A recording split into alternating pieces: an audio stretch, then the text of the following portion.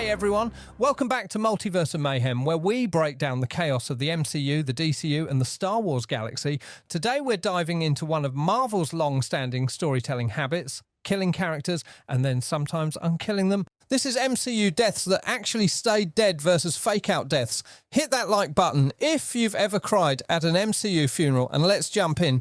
Death in the MCU is supposed to mean something. It's meant to represent sacrifice, consequences and emotional finality. A character gives their life and it's supposed to matter to other characters, to the world and to us as viewers. But thanks to multiverses, cosmic artifacts, time travel and reality bending magic, death in the MCU has slowly become more flexible. What used to feel permanent now often feels temporary. Tony Stark's death in Avengers Endgame remains the emotional centre of the entire franchise. His sacrifice wasn't just about stopping Thanos, it was about completing one of the cleanest character arcs in blockbuster history. He starts the MCU as a genius billionaire who doesn't think about the consequences of his actions. By the end, he chooses to give up his life so that everyone else can live. When he says, I am Iron Man, it lands not just as a catchphrase, but as a full circle moment that connects 2008 Tony to the man he became. Marvel has treated that death as final.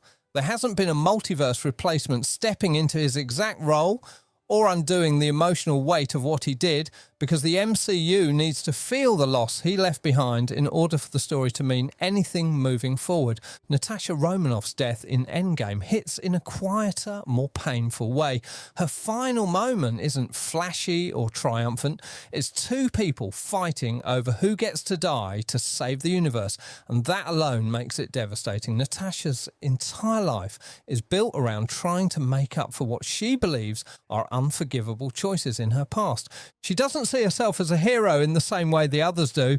Her sacrifice feels inevitable, but not cheap. It feels like the final step in a journey towards self-forgiveness. Marvel reinforced the permanence of that moment by telling her solo story as a prequel instead of undoing her death. No resurrection, no twist survival. She stays gone, and because of that, the moment on Vormir still carries real weight years later. T'Challa's in-universe death in Wakanda Forever is one of the most emotionally complex losses in the MCU because it exists at the intersection of fiction and real life. Instead of recasting the character or digitally recreating him, Marvel chose to let both the king and the actor be honoured through grief. The movie opens inside that grief. Wakanda doesn't move on quickly. Shuri doesn't move on quickly. The world feels like it's missing someone important, and that absence is intentional. It isn't treated like a problem to fix or a storyline to reverse. It's treated like loss you have to live with, and that decision makes it one of the most respectful and impactful deaths in the franchise. Wanda Maximoff's apparent death in Multiverse of Madness sits in a more ambiguous space, but the way it's framed gives it emotional finality. After being consumed by the Darkhold and chasing a version of herself who has the life she wanted, Wanda eventually realizes how far she's fallen. Her last act isn't about winning, it's about stopping herself. She destroys Mount Wundagore, the source of the Darkhold's power, and brings it down on herself in the process. Marvel hasn't shown her alive since that moment. There was no post-credit tease, no clear confirmation of survival. If she ever comes back, it would likely be as a variant, which allows this version's story to still feel complete and tragic rather than cheapened. What makes these deaths powerful is that they stay with the universe. Characters grieve. Worlds change, stories adjust, you feel the absence, but then there are the deaths that never really were deaths at all. Nick Fury's death in The Winter Soldier is one of the cleanest examples of a well-executed fake-out. He's ambushed, shot, crashes his car, and is pronounced dead in a hospital. The movie lets the audience fully buy into it before revealing that Fury staged the entire thing. Using advanced technology and careful planning, he slowed his heart rate and disappeared so he could investigate Hydra's corruption inside S.H.I.E.L.D. This fake out works because it fits his character perfectly. He doesn't cheat death because of magic or coincidence. He outsmarts it. Instead of weakening the story, it strengthens the espionage tone of the film. Loki, on the other hand, turned fake deaths into a character trait. His deaths play like a running joke across the MCU. He fakes his demise in the first Thor, fakes it again in the Dark World, and then appears to meet a genuinely permanent end at the hands of Thanos in Infinity War. That moment actually works because it feels sudden and brutal, like the story has cut off his escape routes.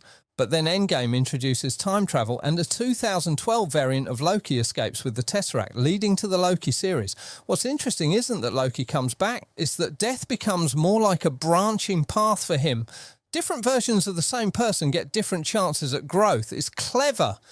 But it also represents the larger MCU problem. When death becomes a revolving door, you start to expect it rather than fear it. Phil Coulson's death in The Avengers is one of the most important emotional turning points in the early MCU. The team doesn't fully become the Avengers until they believe Coulson has died. His death gives them something real to react to, something human to unify around. But when Agents of S.H.I.E.L.D. resurrects him using alien Kree technology, the meaning of that sacrifice becomes more complicated. Inside the TV series, it leads to compelling stories about identity, trauma, and what it means to be brought back. In the larger MCU context, though, it muddies the waters. If death can be reversed in secret off to the side, how permanent are any of these moments really meant to be? Then there are the characters who exist in that weird middle space where they are technically dead but narratively alive. Bucky Barnes is believed dead after falling from the train, only to return years later as the Winter Soldier. Red Skull appears to be disintegrated by the Tesseract, but eventually returns as the cursed guardian of the Soul Stone. Gamora is killed by Thanos in Infinity War, and that version of her is truly gone, yet a 2014 variant takes her place in the present timeline. Groot dies heroically, only for a new Groot to grow in his place, carrying the same personality traits, but technically not the same being. None of these are clean reversals. They're loopholes, workarounds, narrative compromises that keep beloved characters in play while pretending the rules still matter. And that's the real tension at the heart of the MCU's relationship with death. Permanent deaths give stories weight, they give characters room to grieve, they make victories feel earned because something was lost along the way.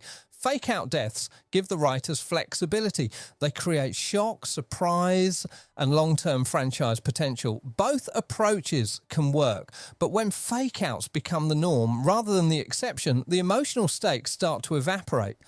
You stop mourning characters because you're waiting for the next twist.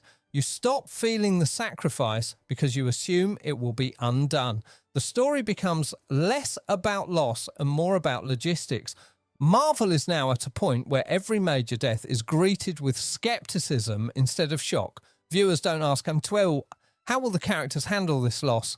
They ask, when will they come back? That's a dangerous place for any story to be. So when people ask why deaths like Tony Stark's hit so hard, the answer is simple. It stayed real. There was no asterisk, no escape hatch, no magic fix waiting in the wings. He died and the world had to keep going without him. That's what made it powerful. Now I want to hear from you. Which MCU death hit you the hardest? Which fake out did you actually enjoy? And do you think Marvel will ever give us another Tony Stark level goodbye? Or has the multiverse made that kind of finality impossible? Drop your thoughts in the comments. If you enjoyed this breakdown, hit like, subscribe and ring that notification bell so you don't miss our next deep dive into Marvel madness. Thanks for watching. I'll see you in the next one.